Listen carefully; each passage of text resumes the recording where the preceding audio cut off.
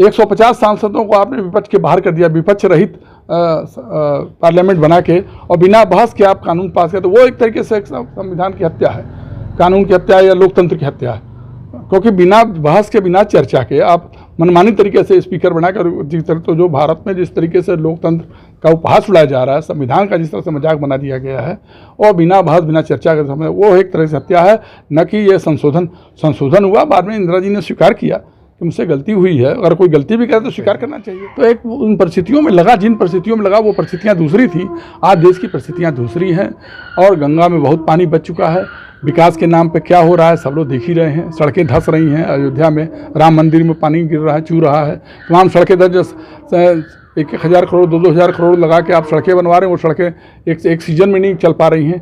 तो ये अखंड भ्रष्टाचार में डूबी हुई सरकार है, और इसको संविधान से कोई मतलब नहीं है, लोकतंत्र से कोई मतलब नहीं, खाली जुमलेबाजी करना है, और ये इनकी हताशा और निराशा है। कहीं संविधान खतरे में नहीं है, कहीं लोकतंत्र की हत्या नहीं हो रही है। ये हत्यारे 25 जून को संविधान हत्या दिवस मनाया जाएगा, और इसका घोषणा संविधान को लेकर प्रधानमंत्री नरेंद्र मोदी ने कर दी है। और हमारे साथ हैं कांग्रेस के नेता हैं अनिल उपाध्याय जी। जिस तरीके से ये लगातार संविधान हत्या की बातें कही जा रही है हर साल मनाने के लिए, जो सरकार की जो पहल है ये कितना सही है? देखिए, ये सरकार जो है इस समय, ये आरएसएस समर्थित कह लीजिए, या आरएसएस या जनसंघ की विचारधारा वाली, जो पहले जनसंघ थी बाद में भाजपा हो गई, उसकी सरकार है। इस विचारधारा के लोगों का स्वतंत्रता संग्राम में या देश को आज़ाद कराने में कोई भूमिका नहीं रही है। इन लोगों ने कोई कभी जेल नहीं गए हैं। आपातकाल जब लगा तभी भी आपातकाल में कोई आरएसएस या जनसंघ का नेता बड़ा, या भाजपा तो थी नहीं उस समय, उसमें कोई जेल नहीं गया। माननीय नरेंद्र मोदी जी भी जेल नहीं गए थे, और पता नहीं कहाँ भाग गए थे, कहते हैं हम गायब हो गए थे। वो तो खैर अपनी जगह है। जहाँ तक आपातकाल का सवाल, आपातकाल सब लोग जानते हैं कि 25 जून 1975 में लगा था। इंदिरा गांधी के खिलाफ, जो उसमें प्रधानमंत्री थी, हाई कोर्ट ने एक फैसला दिया था। हालांकि उस फैसले के बारे में बहुत लोगों को जानकारी नहीं है। मुझे जो जानकारी है उसके अनुसार रायबरेली में चुनाव लड़ी थी, तो एक सज्जन जो सरकार में थे, सरकारी कर्मचारी थे, बाद में उन्होंने इस्तीफा दे दिया था, लेकिन अभी इस्तीफा शायद स्वीकार नहीं हुआ था उनका, और वो उनके एजेंट के रूप में या उसके रूप में उन्होंने कुछ काम किया था उनके चुनाव प्रचार में। तो उसी को लेकर राजनारायण जी ने मुकदमा किया। उनके वकील शांति भूषण जी ने जो आधार बनाया, उसमें लिखा कि सरकारी कर्मचारी के सहयोग लिया, दुरुपयोग किया गया।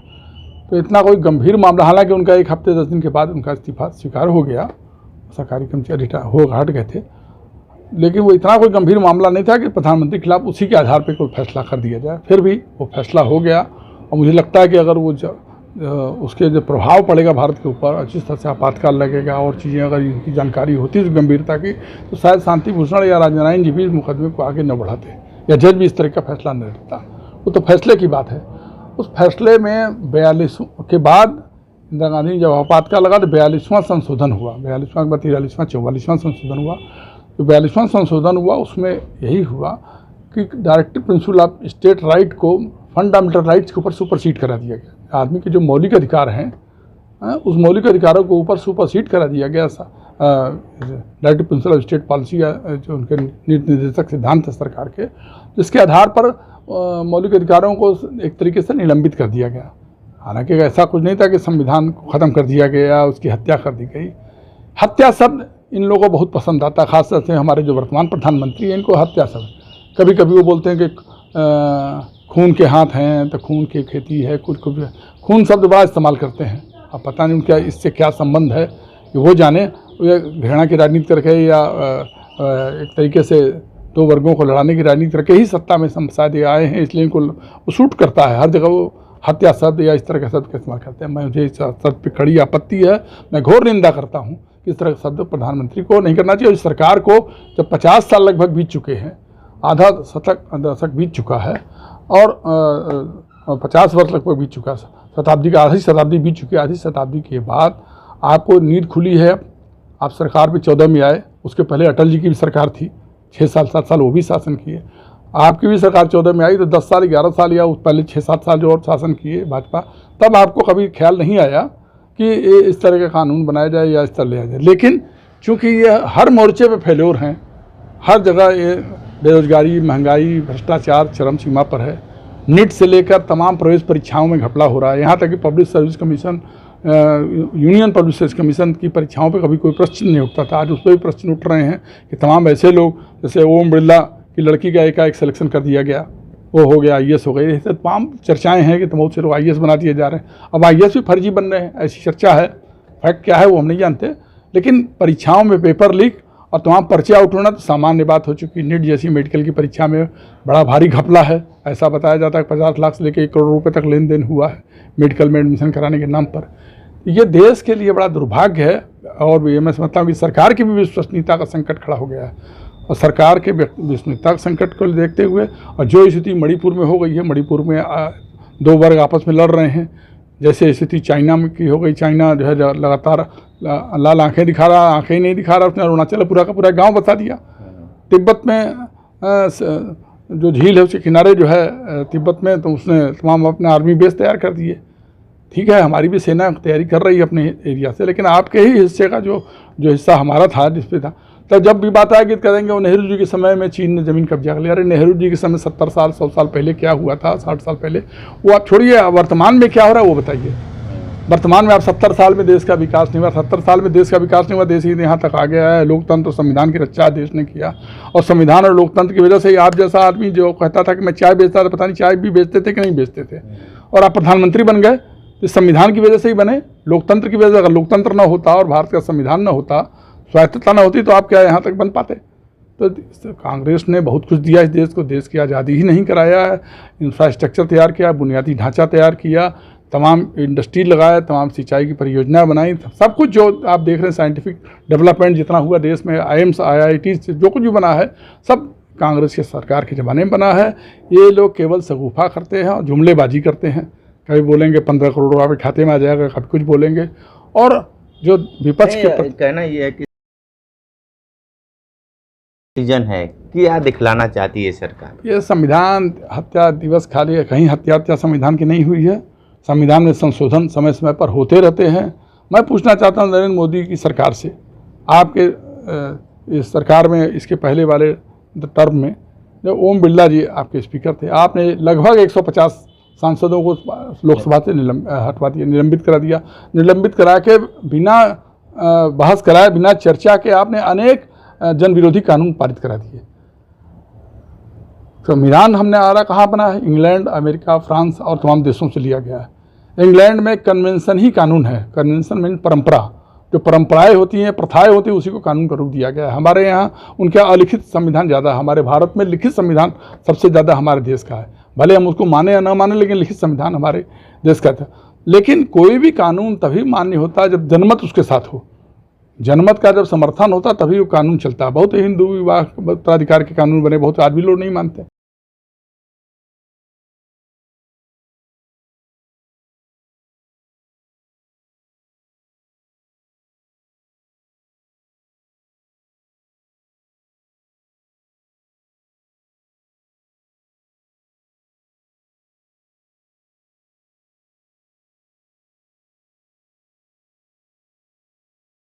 बना के और बिना बहस के आप कानून पास करते, वो एक तरीके से संविधान की हत्या है, कानून की हत्या है या लोकतंत्र की हत्या है। क्योंकि बिना बहस के, बिना चर्चा के आप मनमानी तरीके से स्पीकर बनाकर, जिस तरह तो जो भारत में जिस तरीके से लोकतंत्र का उपहास उड़ाया जा रहा है, संविधान का जिस तरह से मजाक बना दिया गया है, और बिना बहस बिना चर्चा के समय, वो एक तरह से हत्या है। न कि ये संशोधन हुआ। बाद में इंदिरा जी ने स्वीकार किया कि मुझसे गलती हुई है। अगर कोई गलती भी करे तो स्वीकार करना चाहिए, स्वीकार किया। और बाद में कांग्रेस ने कभी उसकी समर्थन नहीं किया आपातकाल का। लेकिन आप उसी रट्टा लगाए जा रहे हैं। हत्या हो गई, 50 साल हो गए, आप बेरोजगारी नहीं दिख रही है, लोगों का नीट की परीक्षा में पेपर आउट हो जा रहा है, वो नहीं दिख रहा, बेरोजगार नौयुवक घूम रहे हैं, महंगाई चरम सीमा पे है, हर चीज़ का दाम बेतहाशा बढ़ता जा रहा है, महंगाई, भ्रष्टाचार आपको नहीं दिख रहा है। हाँ, एक चीज़ ये बताइए कि जिस तरीके से इंडिया गठबंधन के सारे नेता हाथों में संविधान की बातें लेकर कर रहे हैं, और एक तरफ देखा जाए एनडीए के जो नेता हैं, जो खासकर बीजेपी के जो नेता हैं, संविधान हत्या की बातें कर रहे हैं, और ये भी कह रहे हैं कि आने वाले समय में इसका बहुत ज़्यादा लाभ मिलेगा। किस तरीके के लाभ मिलेगा भारतीय जनता पार्टी को? भारतीय जनता पार्टी हताशा निराशा में है इस समय। अभी कल जो चुनाव परिणाम जो आए हैं, 12-13 सीटों में, एक तो शायद कोई निर्दल जीता है, 2 भाजपा जीती, 10 सीट पर इंडिया गठबंधन के प्रत्याशी जीते हैं। और हिमाचल प्रदेश में भी 2 सदस्य इनके जीते हैं। उत्तराखंड के दोनों ही सीटों में, यहाँ के बद्रीनाथ की भी सीट पे भी कांग्रेस के प्रत्याशी की विजय हुई है। ये जनता है, जनता सब देखती है, सब जानती है, और जनता समय समय पर अपना निर्णय दे। जनता ही संविधान की रक्षक भी है। संविधान को बचाने का काम जनता ने बता दिया। आप 400 पार कर रहे थे, 400 पार, आप 240 पार भी नहीं कर पाए, है ना। तो आपके नारे का खोखलापन दिखा दिया सरकार, जनता ने बता दिया कि आपको इतना बहुमत की जरूरत नहीं है, तो 400 पार भी नहीं कर पाए। ये इनकी हताशा निराशा है। 400 पार की बात है वो तो ठीक है, लेकिन आपको लगता है कि सामने 2027 का चुनाव भी है यूपी में, और भी प्रदेशों में भी चुनाव होने हैं, तो क्या ये जो संविधान हत्या की जो बातें कही जा रही है, हर साल मनाने की बातें कर घोषणा कर हो चुका है, ये इनको कितना मजबूत कर पाएगा? कुछ भी असर नहीं पड़ेगा। ये संविधान हत्या की जो जितनी बातें कर रहे हैं, इसका कोई असर जनता पर नहीं पड़ना। जनता सब कुछ देख रही, समझ रही है। और आपातकाल में जितने जो नेता जेल गए थे, उसमें से 90% तो बेचारे जा चुके हैं भी नहीं हैं, और जो हैं भी वो चीज़ों को समझ रहे हैं। और ये उस आपातकाल से बड़ा ये अघोषित आपातकाल है, जो 2014 के बाद से ही लगातार मोदी जी की सरकार अघोषित आपातकाल लगा रखी है, और ज़बरदस्ती संविधान के इतर जाके तमाम ऐसे काम कर रहे, निर्णय कर रही है। बहुत से निर्णय, उस निर्णय एक निर्णय पर समीक्षा करने की जरूरत नहीं है। बहुत से सुप्रीम कोर्ट के जज तक को एक तरीके से बाध्य किया गया फैसले देने के लिए, हैं, तमाम ब्लैकमेल कर करके फैसले कराती गई। तो ये जो इस तरीके से राजनीति का अपराधीकरण कर रहे हैं, और अपराधियों का वर्चस्व जिस तरह से राजनीति में बनाया जा रहा है, जिस तरह से पूंजीपतियों का धन तंत्र का इस्तेमाल किया जा रहा है, मैं समझता हूँ कि आज़ाद भारत में कभी इस तरीके का हुआ नहीं था, और जनता इस चीज़ों को समझ रही है। और ये अघोषित आपातकाल से ज़्यादा खतरनाक है। आपातकाल तो घोषित था, उसमें फिर भी आम नागरिकों को दिक्कत नहीं था।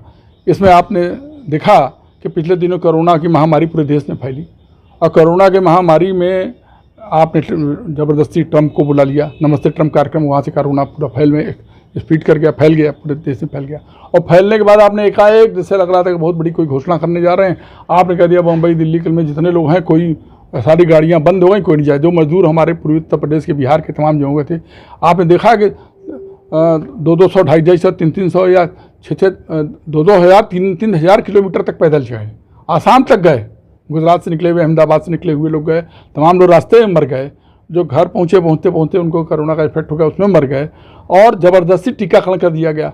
उस समय विपक्ष में जो प्रतिपक्ष के नेता है, राहुल गांधी या अखिलेश यादव या अन्य विपक्ष के नेताओं ने ये कहा कि भाई ये टीके की जांच होनी चाहिए। पूरी दुनिया में कोई भी टीका लगाया जाता है तो उसके पहले उसकी जांच होती है, उसका क्या साइड इफेक्ट पड़ेगा। आपने हावड़ तावड़ में, उसमें पीछे भी लोग कहते हैं इलेक्ट्रल बॉन्ड की तरह, उसमें भी इनका इंटरेस्ट था। पता नहीं उनसे इलेक्ट्रल बॉन्ड लिया, कौन सा कमीशन ले लिया उन्होंने या क्या किया, और आपने ज़बरदस्ती टीका लगवा दिया। कहा बिना टीका लगाए कोई रेल में यात्रा नहीं कर सकता, विदेश यात्रा नहीं कर सकता। तो तमाम जो बच्चे विदेशों में नौकरी कर रहे थे या जो भारत में थे, वो अपने बम्बई दिल्ली जाना था, उनको ट्रेन में सफ़र नहीं कर पा रहे थे, होटलों में नहीं जा पा रहे थे, खाना नहीं खा पा रहे थे, उनको मजबूरी में टीका लगाना, इस तरह से आपने बाध्य किया। तो वो एक तरीके का जो है संविधान की हत्या है, एक तरह का दुरुपयोग है, एक तरीके से मनमानी आपातकाल असली वो है। आपने आपातकाल लगाया। वैसे आप जानते हैं कि आपातकाल जब लगा भी था तो आपातकाल सशस्त्र विद्रोह, आर्थिक स्थिति देश की खराब होने पर या बाहरी आक्रमण होने पर लगाया जाता है। उस समय मुझे याद आता है कि जब प्रकाश नारायण जी ने, जो सब लोग उनका सम्मान करते थे, लेकिन उनके मुंह से कहीं निकल गया था कि इंदिरा जी की सरकार को जो सशस्त्र बल हैं और जो सेना है वो लोग भी सहयोग मत करें। एक तरीके से इंदिरा जी को आधार मिल गया ये कि वो एक तरीके से बगावत करने के लिए उन्होंने कह दिया। तो एक उन परिस्थितियों में लगा, जिन परिस्थितियों में लगा वो परिस्थितियाँ दूसरी थी। आज देश की परिस्थितियाँ दूसरी हैं और गंगा में बहुत पानी बच चुका है। विकास के नाम पे क्या हो रहा है सब लोग देख ही रहे हैं। सड़कें धंस रही हैं, अयोध्या में राम मंदिर में पानी गिर रहा है, चू रहा है, तमाम सड़कें धंस, 1,000 करोड़ 2,000 करोड़ लगा के आप सड़कें बनवा रहे हैं, वो सड़कें एक सीजन में नहीं चल पा रही हैं। तो ये अखंड भ्रष्टाचार में डूबी हुई सरकार है और इसको संविधान से कोई मतलब नहीं है, लोकतंत्र से कोई मतलब नहीं, खाली जुमलेबाजी करना है। और ये इनकी हताशा और निराशा है। कहीं संविधान खतरे में नहीं है, कहीं लोकतंत्र की हत्या नहीं हो रही है। ये हत्यारे तो खुद सत्ता में बैठे हुए हैं। ठीक है, तो आप सुन रहे थे जिस तरीके से अनिल उपाध्याय जी बहुत सारी बातें बताए हैं संविधान को लेकर, विशेष इंटरव्यू कर रहे थे। तो हमारे साथ बने रहे कांडी बनारसी के साथ में, दीजिए इजाज़त, नमस्कार।